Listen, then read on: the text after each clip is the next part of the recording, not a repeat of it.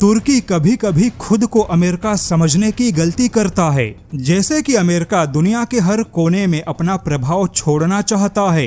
दुनिया में होने वाले हर युद्ध में अमेरिका अपना फायदा देखता है। ठीक वैसा ही हाल तुर्की का भी है। हालांकि तुर्की पहले जोश में कदम आगे बढ़ाता है, फिर उतने ही तेजी से पीछे भाग खड़ा होता है। जैसे कि इजराइल के मुद्दे पर भी तुर्की ने बहुत तेजी से कदम आगे बढ़ाया। हालात ऐसे बन गए कि तुर्की और इजराइल के बीच में युद्ध होगा।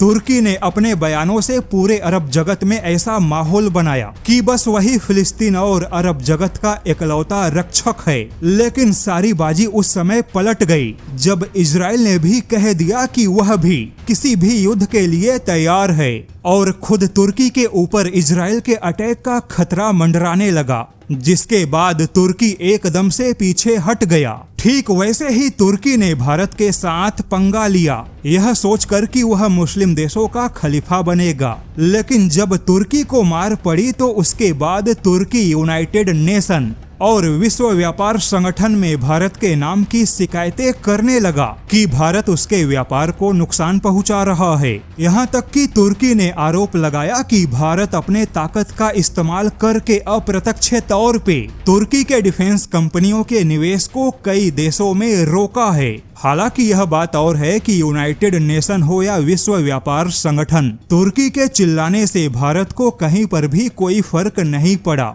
वहीं तुर्की ने थोड़े समय के लिए गिरगिट जैसे अपने रंग को भी बदला ताकि वह ब्रिक्स संगठन में शामिल हो सके। लेकिन जब तुर्की ब्रिक्स संगठन में शामिल नहीं हुआ तब वही तुर्की फिर से भारत के प्रति जहरीले जुबान बोलने लगा। लेकिन अब इसी तुर्की को यूरोप के अंदर बहुत ही तगड़ा वाला झटका लगा है। खबर कुछ ऐसी है कि यूरोपियन मीडिया के रिपोर्ट के मुताबिक तुर्की ने अपने डिप्लोमेटिक चैनलों के माध्यम से यूरोपियन देशों के तमाम मंचों पे भारत विरोधी एजेंडे को आगे बढ़ाने का प्रयास किया। लेकिन तुर्की के किसी भी डिप्लोमेट को भारत विरोधी एजेंडे को आगे बढ़ाने के लिए यूरोप के किसी भी देश ने कोई भी मंच नहीं दिया। यानी कि तुर्की ने अपने किसी डिप्लोमेट के माध्यम से यूरोप के किसी न्यूज चैनल पे या यूरोप के किसी थिंक टैंकों के मंच पे या यूरोपियन देशों के किसी राजनीतिक कार्यक्रम में भारत विरोधी कोई भी माहौल बनाने का प्रयास किया तो उससे पहले ही यूरोपियन देशों ने तुर्की के ऐसे डिप्लोमेट को अपने मंच पर आने से ही रोक दिया। अब यह तुर्की के लिए बहुत बड़ा झटका, लेकिन भारत के ताकत का प्रत्यक्ष प्रमाण है।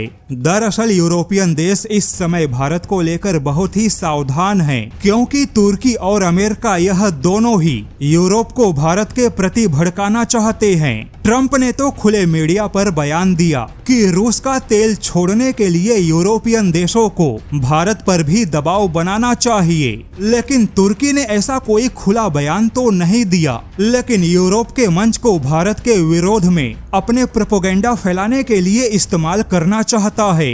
लेकिन तुर्की को ऐसी कोई कामयाबी नहीं मिली।